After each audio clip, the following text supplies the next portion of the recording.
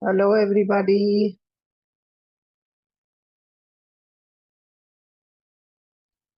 Hi, we are about to start in 1 minute. Just waiting for the others to join. We had about 200 plus sign-ups. Let's see how many actually show up.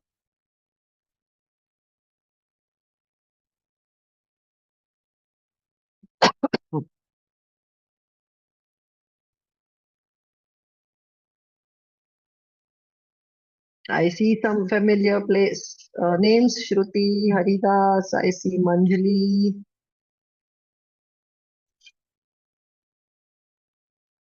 A lot of familiar names. Some of you, I think, we've already met.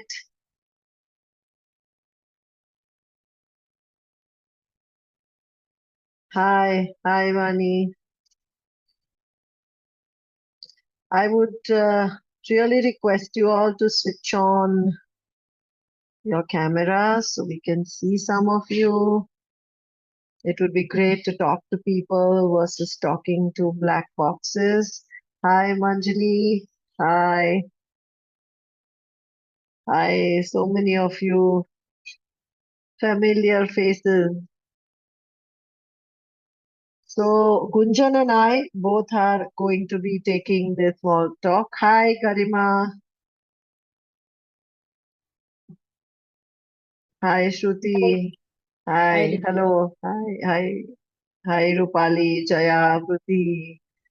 Some of you guys I have not met. Shashi, lovely. Shrija, Hello. hi, Shrija. Hi, hi, Vipasha. Lovely, lovely. So it's already 4 o'clock, and we are going to start. Welcome everybody to this first talk of the series of 4 webinars that Gunjan and I have planned for everybody to build awareness around inner child healing, inner child modalities. Primarily, these webinars, these talks are aimed at psychologists, psychiatrists, mental health practitioners, because we have noticed that, especially mental health practitioners, psychiatrists, and psychologists today are not aware because they were not taught all this whole approach of working with childhood trauma and how it is linked to the present mental health problems, because this is the research of the most recent I think 10 to 15 years, and it is not in the mainstream of the psychology curriculum, which is why most of the psychologists and psychiatrists have no clue or have very little idea about this whole concept of inner child. And hence, this awareness series is aimed to build awareness around this, and to share with you people on what are our learnings, what is the research, what are the results that we have got with our clients when we have taken this approach to healing or to mental health modality. So, as you see, uh, we have planned these 4 talks in this month of September and spilling over to October. The first talk, which is today, we are going to just share about briefly what is inner child work, what is the concept of inner child and childhood trauma, and what are the long-term implications of it. The talk two, which is going to be on 27th of September, is how we use these modalities for mental health issues. What are the methodologies? What is the evidence? And what are the implications for psychologists and psychotherapists or mental health practitioners? The talk three is how understanding inner child modality and working on your own inner child can help parenting. So, what are the implications on parenting and implications for parents when it comes to inner child modality? And of course, talk four is uh, is more about PTSD and understanding inner child concept from the perspective of PTSD, what is not covered in DSM 5 and ICD 10. So, this is how broadly we have structured the 4 awareness talks that we plan to do around this topic. Yeah. Today's agenda, as you see, is some part of it I will be covering, some Gunjan will be covering. It's going to be a lot of Q&A, because I also want to take questions from everybody on whatever we have shared. But basically, understanding what is inner child work and why, what are the implications on us as therapists. This is my brief introduction. For those who don't know, it is not brief, it is rather elaborate. But the long and short of it is that I have a foundation, very strong foundation in yoga and yoga therapy. And then I've spent a lot of time also studying inner child integration therapies, doing trauma, doing the trauma based approach from HeartMath Institute. And I have also done my gestalt practices. I have trained therapists, and I'm a professional member of these institutes. What is not added here is, of course, now our school and our curriculum is now recognized by IMDHA, Earth Association, as well as IPHM. So those who graduate from our curriculum are their curriculum and their qualification is recognized by these three global institutes. And that's about Gunjan. Gunjan, would you like to introduce yourself, please? Hi, can you hear me? Yes. Yes. So I will talk about the importance of measurements and not the abstract concept of inner child, and how do we bring life to this whole idea of inner child. And based on that, linking the understanding of the measurements to addressing the problem and eventually changing the behavioral aspect. So my interest is in not just measurement, but understanding the linkage of the measurements to trauma, addressing the trauma, and sorting out the problem called inner child. So I'll share some examples later today. Back to Okay. you. Wonderful. Yeah, wonderful. So let me just first share with you on what is the whole concept of inner child. So this is our core work. For those who don't know, we at Wellness Space do workshops, coaching, as well as a lot of research. And it is the research that really separates us or makes our training program and our therapists unique, because we have published a lot of papers. As you can see, Gunjan is the main backbone behind all the processes and research we do at Wellness Space. But we have published research on this topic that I'm going to talk about today. And of course, it is also an area of my doctorate degree. We are also doing a lot of work on this area with IIT, to see how we can flag or identify suicide, ideation, and behavior risk factors, and basically prevent it with the right interventions. Just by working on and understanding childhood traumas through machine learning and all of that. So there's a lot of work happening in this area at Wellness Space, and we can talk about that separately. But basically, the concept that I'm sharing with you on inner child is the foundational level concept of our module 3, where we extensively teach therapists to work with childhood traumas and to understand how our childhood environment, our family, the way we were brought up, the way we were talked to, the way we were raised has a huge implication throughout the lifetime on not just our mental health, but also our physical health, our relationships, our decision making, and all of that.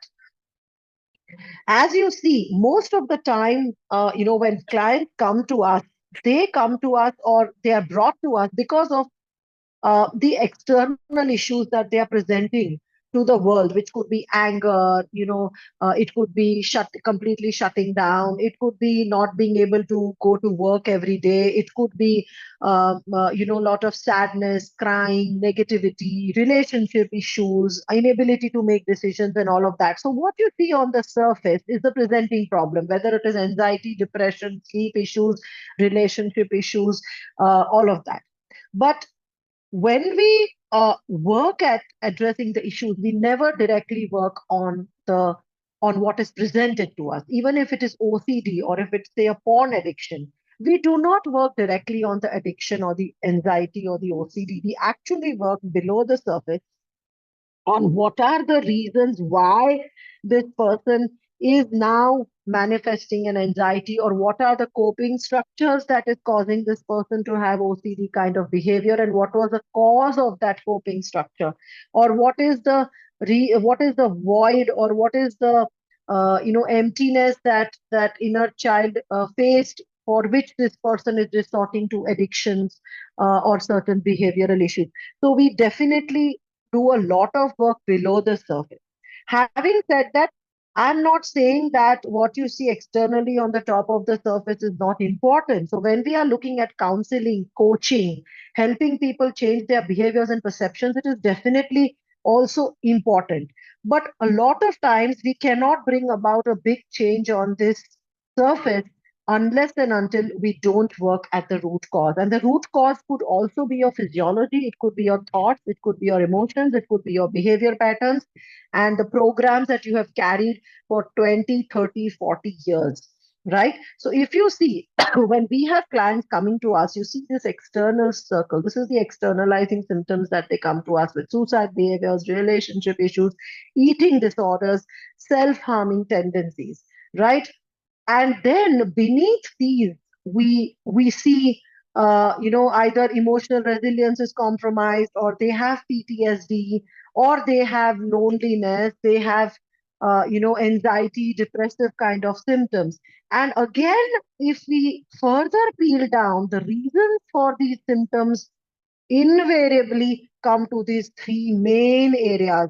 One is their childhood experiences, two is their lifestyle choices, and three is the social media usage, which is also today the problem of the last 10 years. This third point was didn't exist uh, 10 years ago. So this is a new addition, and all the research today also points out that childhood trauma, lifestyle choices, as well as social media usage have an implication on all of this, and all of this together finally results in these behaviors that we see the clients coming to us with. So for us, working on this external green circle is impossible till we don't actually start working on the core issues, which is these that you see in the purple area, right? When clients come to us, definitely we assess them with not just these. This is the middle circle, right? How the problems come. So they will come with low well-being, high anxiety, or high depression, or high insomnia, and beneath this there would be having some of these symptoms, which is either they have a trauma history, or they have lifestyle choices that are not appropriate, they have a whole lot of irrational fears and phobias that are also causing them to be anxious or depressed. Yeah, their nervous system or physiology is out of sync, and childhood trauma. And today this whole series that we are going to do of 4 talks is about childhood trauma and inner child work. Just for your understanding, I would like to say that the concept of inner child, a lot of people think that means working with children. It is far, far from true. Actually, inner child work is not done with children, it is actually done with adults. But in this, we essentially work with the part of our personality or consciousness that is stuck in a childhood trauma, or it is stuck in a childhood belief system, or in a coping structure that was not created by the adult but created by the child because of what went on in the environment. So a simple example is if a child's emotional needs are not met, if the child is crying every day and the parents are too busy, very stressed out, joint family, or both parents are working and they have no time for the child, and the child starts believing that I'm not important, I'm not loved, I don't matter. And this gets reinforced and becomes a belief system. Now, once the child becomes an adult, even if there's loving partner, there's a loving family, the child will continue to hold this feeling that I am not loved, I am not important, I am not validated. And this, whenever there is a trigger, this inner child part will now react, and not the balanced present adult who actually knows that, yes, I am loved or I am important. So this inner child part is essentially what we call as inner child. Is just a personification. It's the idea given to that part of your energy or consciousness or personality that is still stuck in something that happened in your childhood. And stuck as what? It could be stuck in emotions like helplessness, fear, anger. It could be stuck in belief systems like I have to be responsible for everybody. I have to keep everybody happy. I always have to be the topper in order to be loved. Or I am fat, or I am dark, or nobody will marry me. I am not pretty. Or it could be coping structures like, oh, I always have to scream to be heard. Or only if I'm angry, I'm going to be able to assert myself or make myself be responsible, be heard, etc. So what happened? Sorry. Sorry, the sharing, I lost the screen sharing option 1 minute. So essentially, that inner child part is that part of our consciousness, which, so we may still be an adult when we are doing our work, when we are at office, but there will be moments when somebody will say something or some trigger will come, and you will realize that that part has hijacked you, and now you are reacting, not responding. And when you are reacting, invariably it is coming from an unhealed part of you that is stuck in that past trauma. And then you will feel, oh my God, why did I say this? Like, I shouldn't be feeling this way. I shouldn't have done this, right? So that is your adult self saying. But when you have a lot of unhealed childhood parts in you, which are stuck in helplessness, fear, anger, unloved feeling, loneliness, abandonment, then there is a high likelihood that you have very little control as an adult self. It's literally like you have a pool of consciousness which is fragmented into so many little pieces that are stuck in all these disempowering coping structures and emotions that the adult has no control. Adult feels powerless. Adult feels that I am not able to respond or be my adult self. This is where inner child work comes, where we identify all those parts in you that are stuck in these disempowering belief systems like I'm not pretty, I'm not good enough, I'm not loved, I'm not important, money is hard to get, etc., etc. And we heal and integrate that so that you reclaim back more and more of your adult consciousness. So the point comes when if you've healed those inner child parts, then now you are able to be the present adult of today who does not have those files, that are triggering, and you can be more and more responding from your present reality and not from your past experiences. So this is exactly what the concept of inner child is. And what are these childhood experiences we are talking about? We are talking about all of this that comes under the eighth umbrella, which is adverse childhood experiences umbrella, which is domestic violence, substance abuse, mental illness, physical abuse, sexual abuse, emotional abuse. Um, yes, you can take see what we are going to do is for all those asking questions on chat, we are going to record this and put it up on YouTube so you can see this aram se again in the future. Yes, you can take pictures of the slide, absolutely no problem. But these are the 16 areas which we work on in inner child therapy. When we do inner child therapy, we draw a client timeline and we identify all the incidents related to these 16 areas.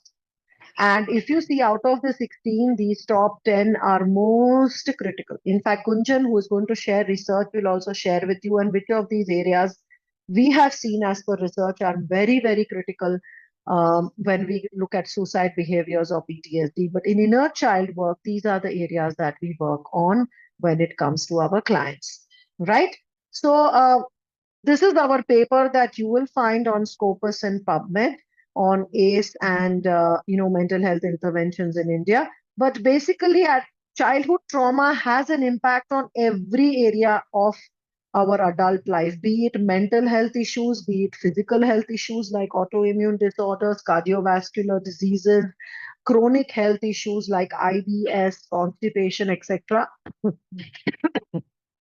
Also, we have seen, in fact, I've done a lot of this in my parenting workshops where I found out that those who have gone through childhood trauma, survivors of childhood trauma, when they become parents, unknowingly they also continue this trauma cycle further.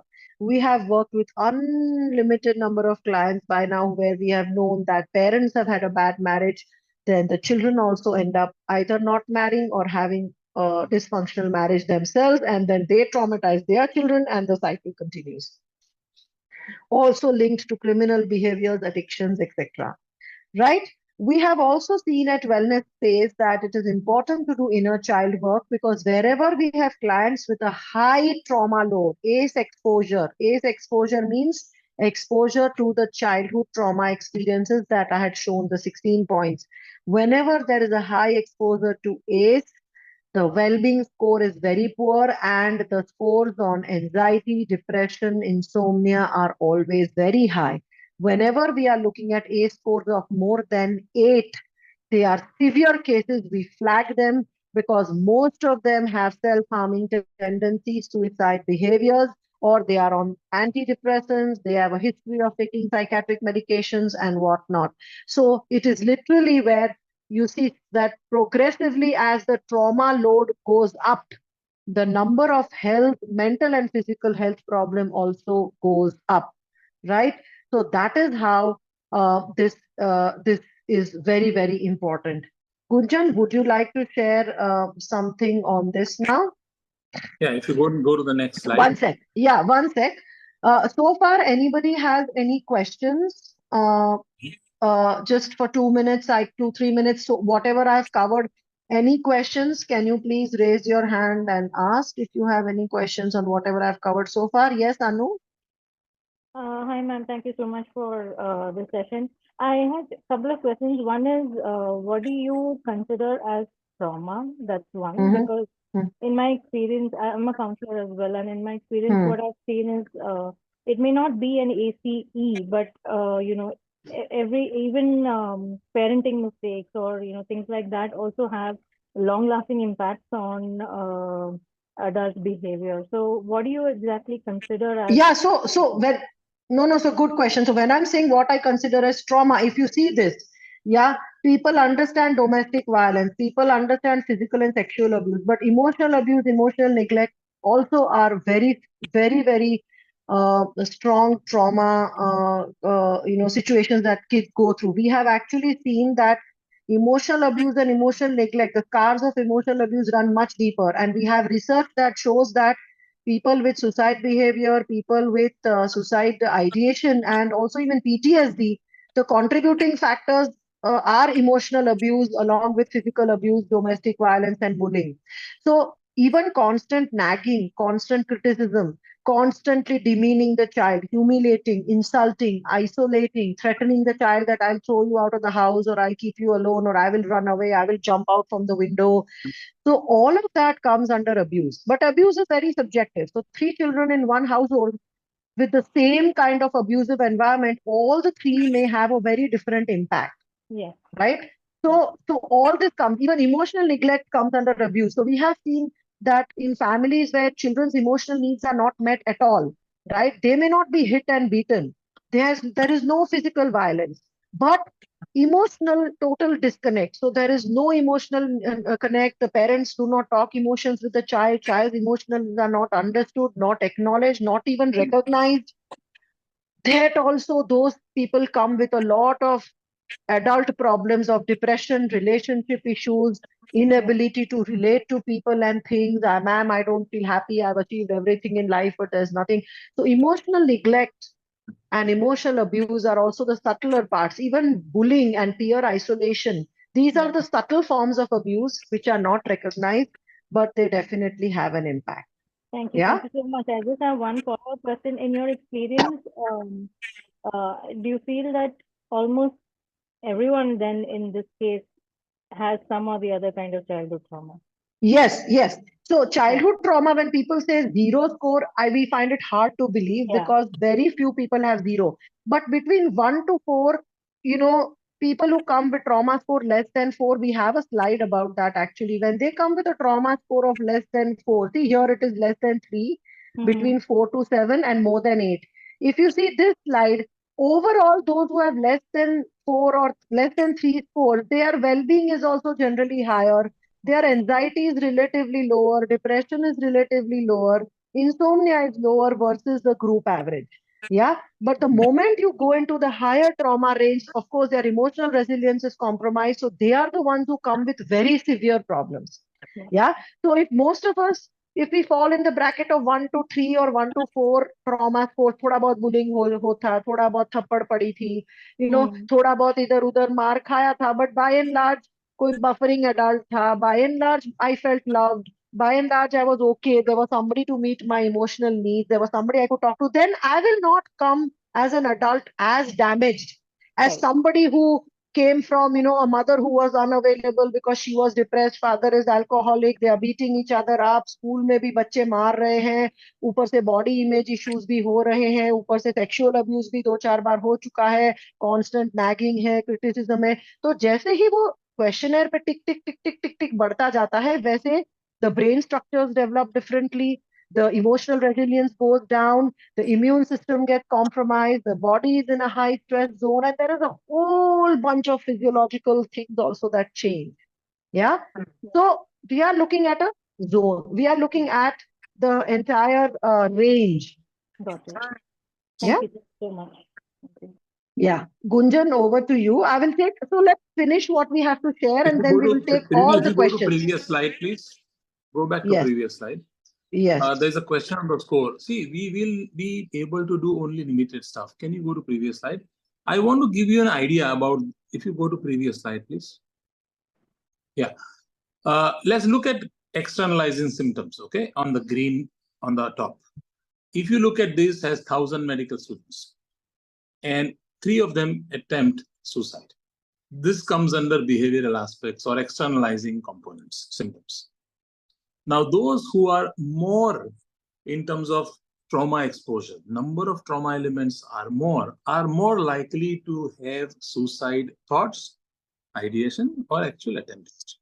So understand that we tend to work worldwide in general, I'm generalizing, in mental health on behavioral aspects, externalizing symptoms, without recognizing the programs that have started creating through childhood experiences. And we are talking about combined impact of trauma. And they may not manifest as behavioral issues till they get extreme stress, for example, during medical college. Now, not all of them who are exposed to that extreme stress will end up thinking of suicide. And this is what I am attempting to explain here. So when you start about trauma, trauma is not one-off. Like we have a lot of research in India on natural disasters, earthquake, tsunami, and they have huge impact. These are hopefully one-off events in people's life, and mostly very different response to disaster or such events when you are an adult compared to a child's brain. And so combined effect of this trauma may not manifest till 20, 30, 40 years later. I hope this gives you an idea. Yes, the measurements can be multifold, and that's where I want to give you an idea that if we keep working on the tip of the iceberg, the ability to address the emotional impact of the trauma is limited. Because if I keep saying, give me my reading glasses and I have left it in the other room, there's no way I'm going to find it here. And I need to find where it started. Okay. There are components which happens after childhood, like marriage or adjustment disorders and so on. Those things can be added to this. So this is not by all means comprehensive. However, the impact of what happens to a child before age 18 is very significant compared to other events, which are often one-off. Okay. Inner child engineering, marriage. Yes. So, like I said, 1,000 individuals go through marriage challenges. Some respond very negatively, others don't. And often, in our experience, we need to go back to where the adversity started, childhood trauma, and the inner child was created. Okay, example. Gunjan, can you slide share now? I'm giving you the host rights. No, I don't have the slide. Please continue. It okay, just saves time. Then I will do. Oh, okay. Okay. All right. So I want to be very clear that what you see is a paradigm shift in the thinking. Previous slide, please. And that thinking will require us to look at scientific evidence, validate. And the objective I have today is to help you understand that for today, the bubble slide, yes. Childhood trauma creates internalizing symptoms. That is the focus today. What are those? Well-being issues, depression, anxiety, and sleep issues. That is the focus today. Let's go to the next slide. So what we did was we have now more than 1,000 individuals' records. This is old. These are individuals who we have interviewed. We looked at their internalizing parameters and also externalizing parameters, and finally tabulated. If you can go to the next slide, please.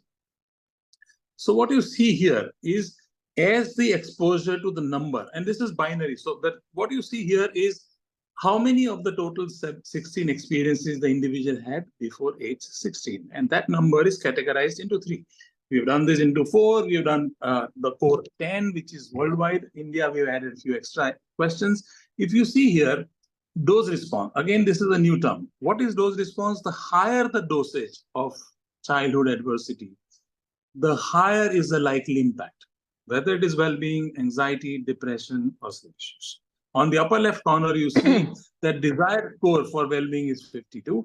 And as the exposure to trauma measured under age 16, right, age 16 becomes 3 or more. So 4 to 7, and finally above 8. Above 8 individuals have a far more negative impact, not only on well-being, but if you see on the upper right, anxiety is much higher, 14. Anything about 10 is considered anxious. Okay, so from 11.2 on the upper right side, it becomes 12.9 and then 14.0. Lower left is the score on depression. Now it's interesting, you know, and I'm always ready to use the word fashionable to say depression is caused by ABC. These are triggers, these are not root causes. So when you see behavioral issues and the internalizing aspects, the triggers are different from the root causes. For those response, we are looking at the core triggers. And the focus for today is adversity during childhood or childhood trauma. And then upper bottom right, you will see that sleep quality or insomnia level from 11 goes to 12.2 and 13.9. So as the adversity increases, all of the internalizing parameters are affected. Mind you, here we are talking only presence, yes or no. We also have data on the frequency of the adversity experience. So if somebody has had very frequent exposure to physical abuse, it is very different from 1, 2, or 5 experiences or none. And also we understand the correlation between several of childhood trauma components. So emotional neglect is almost always correlated with physical abuse or domestic violence. Domestic violence is also linked to, in 90% of the individuals who experience domestic violence, also feel emotionally neglected as a child. And again, it's very common to talk physical abuse, sexual abuse as the worst things. Yes, they are not good, they are horrible. Emotional impact. Emotional abuse and neglect has a far stronger impact on internalizing parameters compared to sexual abuse and physical abuse. We were surprised when we discovered this. Worldwide, the data supports, and our data is no different. If you continue further, this can also be demonstrated statistically. So I'm just showing you on the lower left side, you can see that we are attempting to here indicate that if you have high or dosage increase in childhood trauma, your internalizing symptoms will increase. Okay, so if you watch today's game, India versus Sri Lanka, and 5 out of 10 India wins, the odds of India winning is 5 versus odds of losing. 5 divided by 5. The odds ratio of India winning is 1. Anything more than 1 is a meaningful correlation. If you look at the red arrow, people who have on a score of adversity, 7 or more experiences have an odds ratio of 7, almost 700% higher probability of having major depression, not just depression, major depression, depressive disorder, compared to those who have low or zero exposure. This is statistically demonstrated even after adjusting for age. Mind you, Gen X or Gen Z is more likely, sorry, not Gen X, Gen Z is more likely to be depressed. Even after adjusting for that, the exposure to trauma as it increases versus base or low to medium to high to very high, the odds of having major depressive disorder increases. Same is evident on anxiety. So what this demonstrates scientifically is that higher the trauma exposure, higher the likelihood of internalizing symptoms. I'm only showing you 2 data sets. There's a lot more. Now, we said, let's prove it other way around. So if we can find out, based on internalizing symptoms, the exposure to trauma, can we predict the exposure to trauma? This is a research we have recently published with the Indian Institute of Technology, and it says that yes, just based on several of internalizing symptoms and some of the behavioral symptoms, we can predict the exposure to low or high trauma. Why did we do this? Just because we want to do research? No. You know what happens is 91% of males who come to us say no. to physical abuse. Everybody goes through it. So I didn't mention. I said, we just ask yes or no. We're not judging your parents. Still, still most individuals say this didn't happen. And if you don't acknowledge it, identifying the impact of that is unlikely. So this helps us predict the exposure to adversity, even when an individual has chosen not to say yes to it. In other words, we can have both ways arrows demonstrated. From internalizing symptoms, we can predict adversity or childhood trauma. And from childhood trauma, we can predict internalizing. This is the core of what we talk of mental health and psychology, not just behavior. Right. To the level it can be. You will have Right. definitely noticed the room is good. But that's when Right. most people end the work. Right. Okay, next question. Thank you. Yeah. Anu, and then Ubaid. Thank you. Thank you, Riri, and thank you, Gunjan. I wanted to pick up on the example that you mentioned, Gunjan, about somebody having physical abuse, especially male having physical abuse during, childhood, but not bringing it up. So, my question is basically, trauma is then really our own perception of events or experiences, which again is then dependent on, social cultural systems, environment, personality, all of those things. Is that your understanding as well? And are there any factors that you consider? Are there Yes. any? Are there any? Yes. Factors Factors. that you See, these consider? are the questions.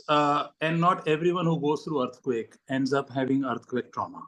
That number of prevalence varies. So first we need to recognize that I went through an earthquake and I'm fine. Yeah. I'm fine, but I don't know about earthquake is not the answer we look for if we have to look at comprehensive assessment of the root causes. Correct. And there are a lot of factors. While that happened, did you have a caregiving adult who took care of it? Then the likelihood of that having traumatic impact is much less. So there are a lot of other factors. Also, I will say that sometimes you may have gone through earthquake and you feel कि मुझे earthquake का डर नहीं है, but Right. earthquake के trauma की वजह से कुछ और चीज का phobia आपको हो गया है, which is not related to earthquake, but that has weakened your emotional resilience, and now because of that earthquake there was some smell or dust, and now you've developed an allergy for dust. Now Yeah. if we ask you on the face, you say नहीं earthquake हुआ था, मेरे को कोई फर्क नहीं पड़ा. Like I had one client who used to get a panic attack on Mondays at 4 o'clock in the morning, and he would only get on a Monday at a 4 o'clock, and he couldn't figure out okay, what is the connection. Matlab, and this started only in his 30s or 40s. Mhm. But what he found out was when he was 13 or 14, he had gone through an earthquake. Okay. He said कुछ भी नहीं हुआ, earthquake हुआ, I ran out of the room, I was fine, man, तो earthquake का problem नहीं है मुझे. But earthquake happened on a Monday at 4 o'clock, and that earthquake shook up something in his body. So logical mind doesn't think earthquake is a problem. But inside the body, now on a Monday at 4 o'clock, something goes off and he gets a panic attack. So what I'm trying to say is to answer your question that yes, people normalize physical abuse. We have many people who say कि थप्पड़ वप्पड़ तो हर रोज पड़ती थी, सारे दोस्तों को पड़ती थी, हम तो उसके बारे में हंसते थे. मेरे हिसाब से मुझे physical abuse का कोई impact पड़ा नहीं है. Okay?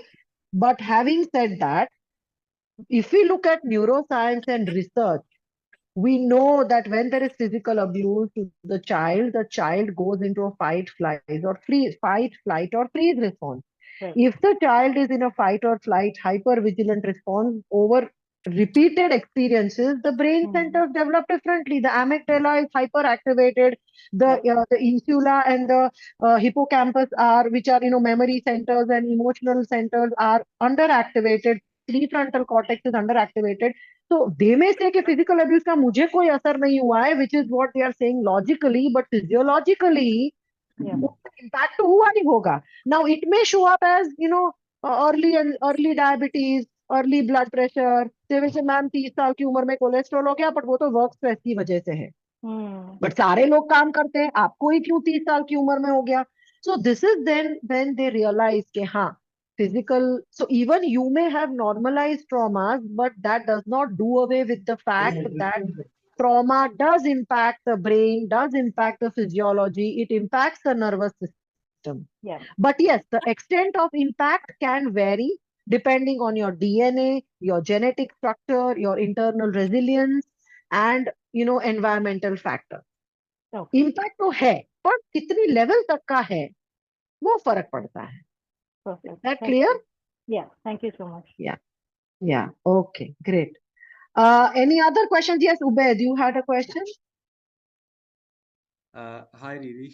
Hi. So in your previous slide, there were 16 factors mentioned for adverse childhood experiences recognition. Yes. Yes. With ages ranging from 3 to 18. So my question is that for someone who's stuck in a developmental, say, psychological, psychosocial stage, and practically they're over 18, would that age be considered in counting these adverse childhood experiences, especially if they're still going through those factors, say if they're 21 or 22 and they're still going through sexual abuse or physical abuse, emotional abuse, and they're also stuck in a previous developmental stage? How would I classify? Would I consider those in counting them as adverse No, childhood so experiences? here is the thing. Age, for as per definition, age means what happened before the age of 18. So what Okay. happens after 18, even if that we cannot count it as an age, right? But of course, qualitatively, when we do the diagnosis, all of that is a stack up on each other, right? So suppose if you assume that a person has no childhood trauma, but all the trauma started after 21, then well, you have to work on that, but that doesn't come under age. But we also believe that whatever happens after 21, how the person deals with it or how much is the person's resilience also depends upon what happened between 0 to 18, because 0 to 18 is where maximum brain restructuring and development and most neural pathways are formed. So what happens between 0 to 18 has the largest impact. What happens from 21 to 30 and 40 also has a huge impact. But what we are saying is the bigger impact is what happens before 18. That's all, right? And this is what neuroscience says, not us.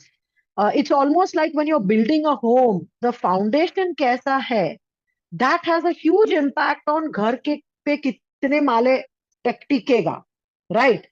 हाँ, foundation के ऊपर भी structure has to be strong. If your structure is not strong on the first floor and second floor, it is still a weak building.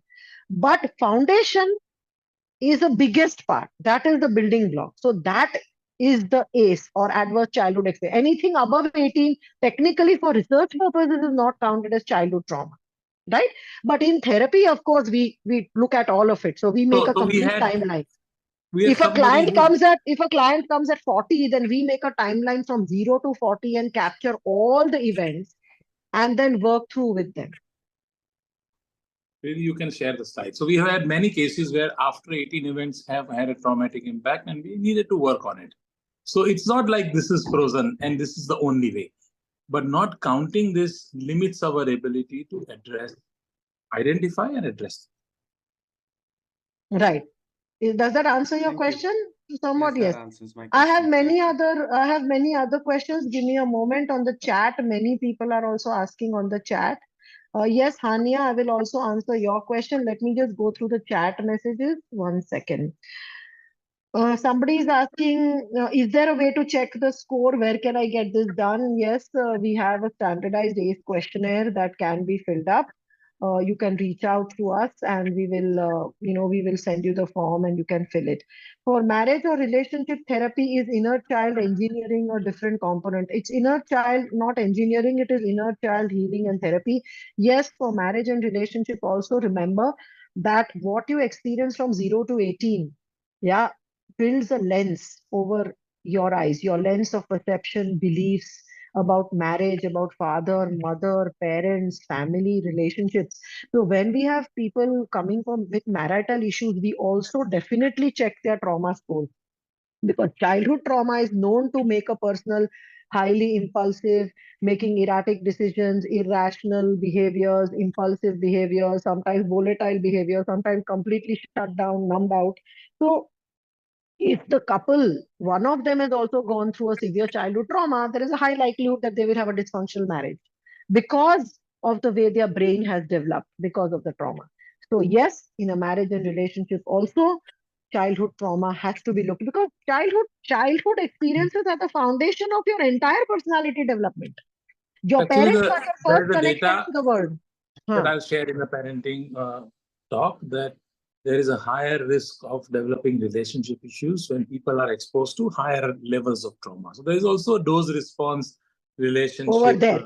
So in talk 3, you should join talk 3, because we are going to share a research and a lot of some information on parenting and childhood trauma, right? Meenu Chakravarti is saying, what about trauma that happens in adulthood and becomes the biggest part? Yes, definitely, that is also recognized. That also has to be worked upon. But again, we have seen that when people already have a trauma load, they are more vulnerable to adult traumas than people who do not have a childhood trauma load. So literally, if you are entering a marathon with a broken leg or a leg that already has a fracture, then there is a high likelihood that you will get injured in the marathon versus successfully clearing the marathon. So marathon is difficult, which is your marriage or adult problems. But if you're already entering into adulthood with a backlog of childhood trauma, then your ability to sustain those traumas and those the things will be compromised. Okay. Chaitra Sanjay says, does every reaction and relations is related to childhood? Not necessarily, not every reaction. But see, basically, the foundation, it's a building block. So if you're looking at impulsive, unconscious reactions, which are not responses but reactions, and they definitely come from past programs. It could be childhood, it could be teenagehood, it could be adulthood.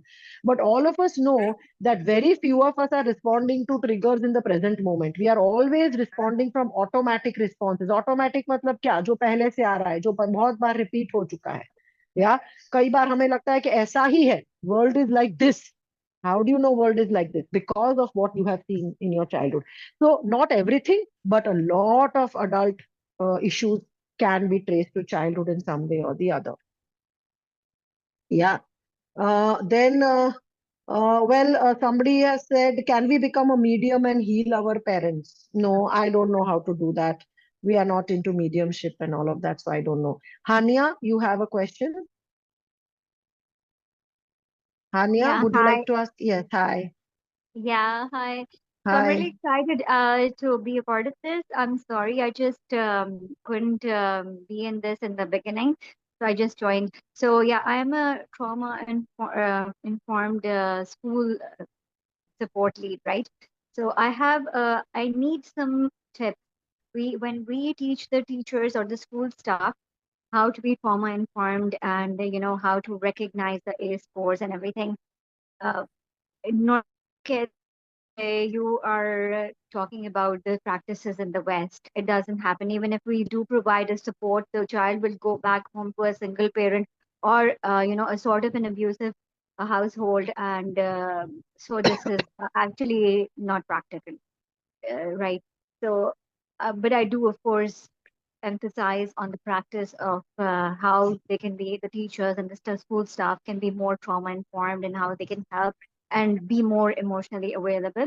So I just Yeah. need a few practical tips and strategies how to go about it, especially हमारे वाले culture में जिसमें See, there's so much different type of Can I abuse and answer? it's so constant. yeah.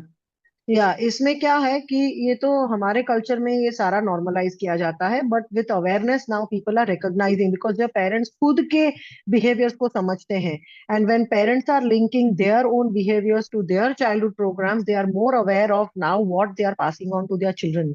So parents and educators becoming aware of themselves and their own programs in connection with this is the first step, because then when you are able to relate it yourself, you are able to really recognize what you're passing to your child. So versus say 5 years ago or 10 years ago, the awareness is definitely much high, but there is a lot more work to be done in this area.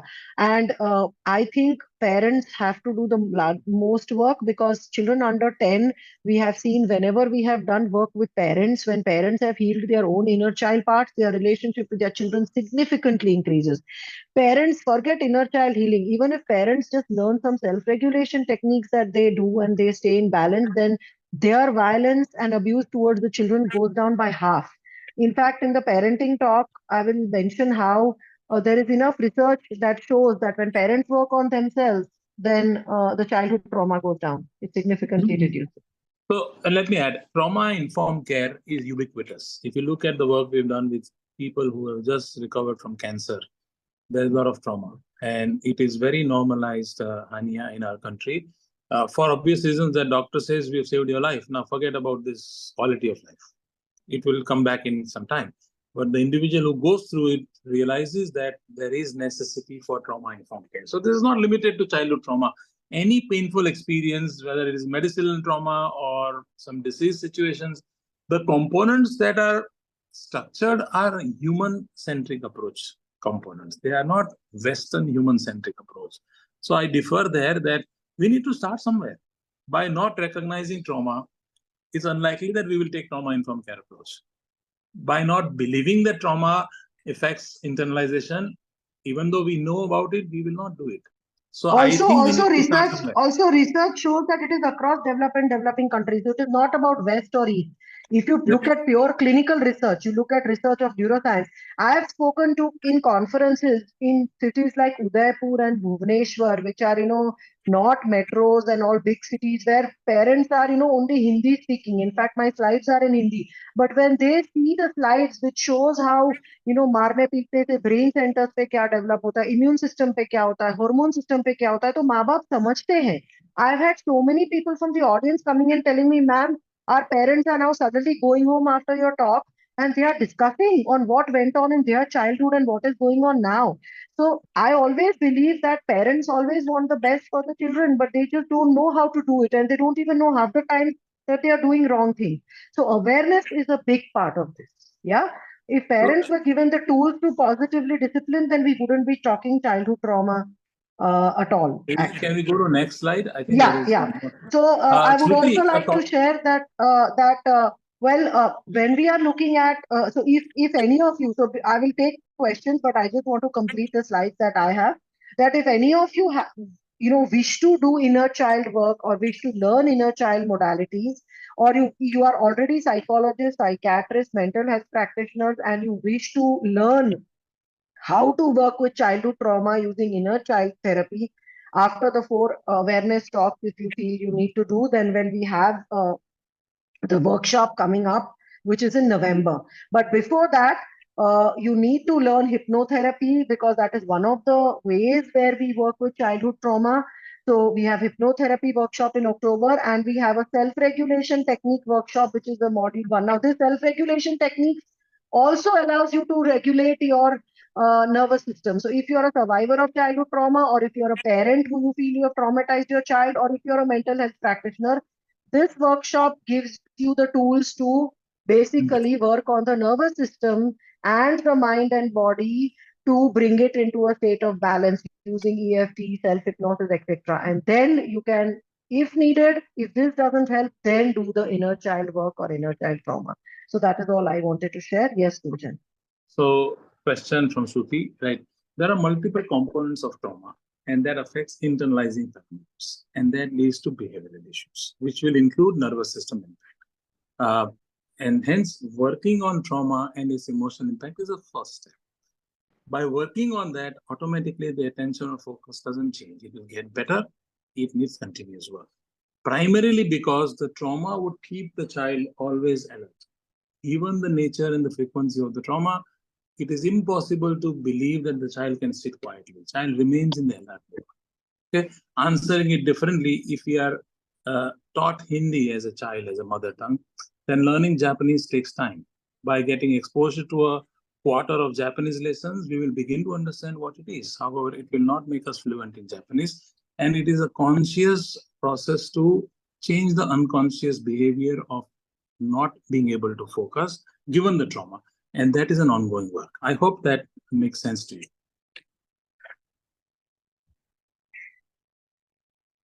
Okay.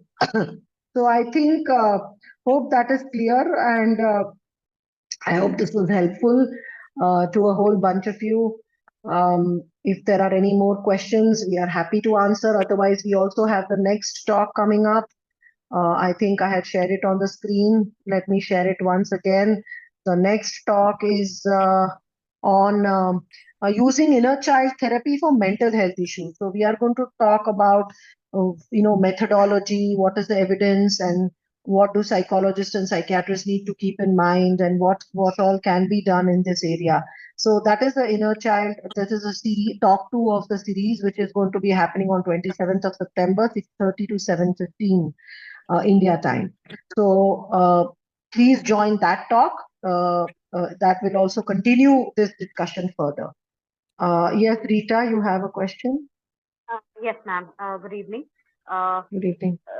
We basically wanted to understand that as an individual who's probably trying to understand the challenges in life as a parent and is now, with so much of awareness around mental health and possibility of having childhood trauma, recognizing it and, then thinking, okay, do I need to further how do I further take it forward to undo what has been done and not do the same thing what to my children?